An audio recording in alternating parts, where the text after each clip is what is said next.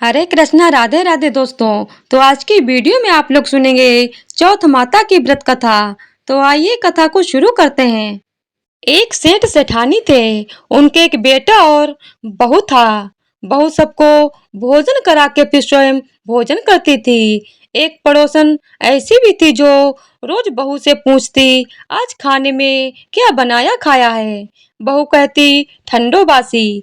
एक दिन उसके पति ने ऐसा सुनकर विचार किया कि आज तो पकवान बनाए जाएं, फिर देखें कि मेरी पत्नी क्या कहती है।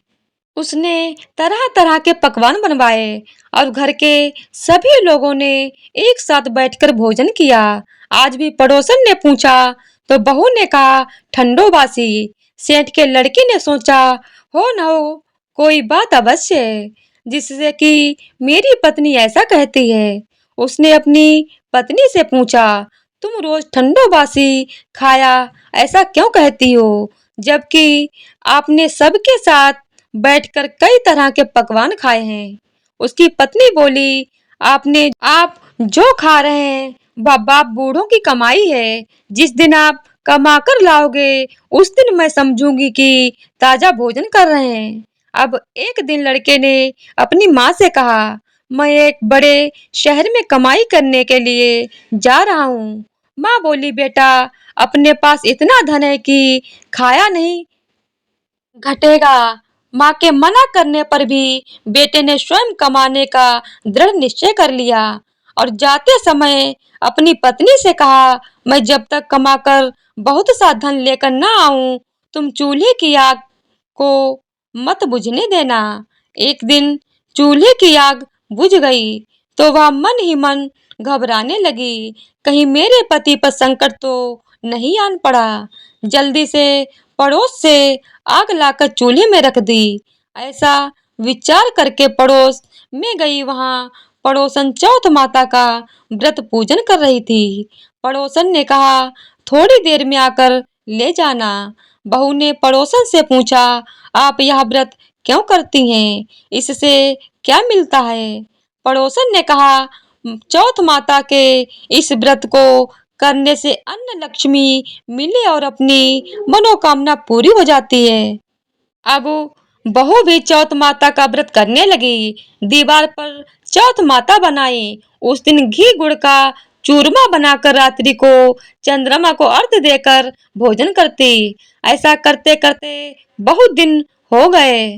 चौथ माता ने उस बहू के पति को सपना दिया कि साहूकार का बेटा तू जागे कि सोवे, तेरी पत्नी बहुत याद कर रही है, घर जाकर उसकी चिंता मिटा।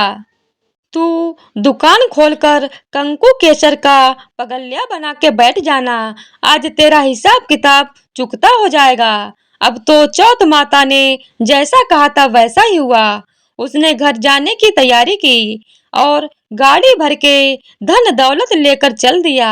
रास्ते में एक बड़ा सा काला नाग फन फैलाए बैठ गया और कहने लगा, आज तो मैं तुझे डसूंगा, छोड़ूंगा नहीं। तेरी आयु आज पूरी हो गई है।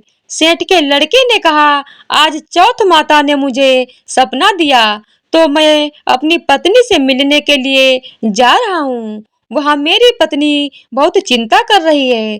मैं उससे मिलकर जरूर आ जाऊंगा, तब तुम मुझे डस लेना। नाग ने कहा, तुम शपथ पूर्वक कहकर जाओ तो मैं तुम्हें जाने दूंगा, परंतु लौटकर नहीं आए तो तुम्हारे घर आकर मैं तुम्हें डस लूंगा।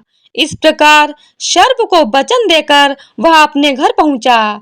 वहां सभी से हंसी खुशी से मिला और भोजन करके उदास होकर बैठ गया। उसकी पत्नी ने उदास होने का कारण पूछा तो पति ने काले नाग वाली बात बताते हुए कहा, यदि मैं उसके पास नहीं जाऊंगा तो वह घर आकर मुझे डस लेगा। पत्नी बहुत चालाक थी। उसने कहा कि आप घबराओ नहीं, लेट जाओ, मैं एक उपाय करती हूँ। पत्नी ने कमरे की 7 पीढ़ी धोई।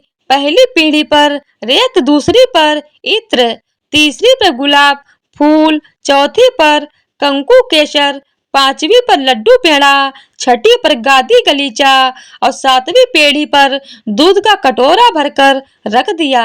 इस प्रकार वह 7 ही पीढ़ी सजाकर बैठ गई। आधी रात होते ही नाग आकर पीढ़ी चढ़ने लगा। पहली पीढ़ी पर रेत में लौट गया और कहने लगा कि सेठ की बहू ने आराम तो बहुत दिया, पर बचनों से बंधकर आया हूँ, सो डसूंगा। अब बस से इसी प्रकार 7 पीढ़ियों पर नाग आराम करता हुआ और कहता हुआ कि डसूंगा जरूर। कमरे में जाने ही वाला था कि चौथ माता ने विचार किया कि मैं इसे नहीं बचाऊंगी तो संसार में धर्म कर्म और व्रत पूजन को कौन मानेगा। अब तो गणेश जी, चंद्रमा जी और चौथ माता ने उसे बचाने का विचार किया। चंद्रमा जी ने उजाला किया, चौथ माता ढाल बनी और गणेश जी ने तलवार लेकर नाग को मार दिया और ढाल से ढक दिया। अब बहू भी थकी हारी सो गई। दिन उगा तो लोग बेटे से मिलने आए, परंतु बेटा बहू तो उठे ही नहीं थे। बहुत देर हो गई तो माँ उन्हें उठाने गई। माँ ने 7 पीढ़ियों पर जो कुछ देखा तो बहुत घबराई और बेटा बहू को आवाज लगाई। बेटा बहू उठे तो देखा कि एक ढाल तलवार वहां पड़ी है।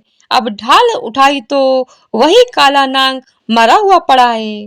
बेटा बहू ने सोचा कि आज तो धर्म कर्म ही आड़े आए, जो भगवान गणेश जी और चौथ माता ने अपनी रक्षा की है। हे चौथ माता, आपने जैसे सेठ के बेटे बहू की रक्षा की, वैसी सबकी रक्षा कीजो। बोलिए चौथ माता की जय हो। तो इसी तरह से चौथ माता की कहानी संपूर्ण होती है। बोलिए चौथ माता की जय हो। तो अब आरती शुरू करते हैं। सच्चे मन से सुमिरे सब दुख दूर भया, ओम जय श्री चौथ मैया। ऊंचे पर्वत मंदिर शोभा अति भारी, देखत रूप मनोहर असुरन भयकारी। ओम जय श्री चौथ मैया। महासिंगार सुहावन ऊपर छत्र फिरे, सिंह की सवारी सोहे खर में खड़ग धरे। ओम जय श्री चौथ मैया। बाजत नौबत द्वारे और मृदंग डैरू, 64 जोगन नाचत नृत्य करत भैरू। ओम जय श्री चौथ मैया। बड़े बड़े बलशाली तेरा ध्यान धरे, ऋषि मुनि नर देवा चरणों आने पड़े। ओम जय श्री चौथ मैया। चौथ माता की आरती जो कोई सुहागन गावे, बढ़त सुहाग की लाली सुख संपत्ति पावे। ओम जय श्री चौथ मैया। तो इसी तरह से आरती संपूर्ण होती है। बोलिए चौथ माता की जय हो। अगर वीडियो पसंद आए तो वीडियो को लाइक शेयर और चैनल को सब्सक्राइब कर दीजिएगा। धन्यवाद।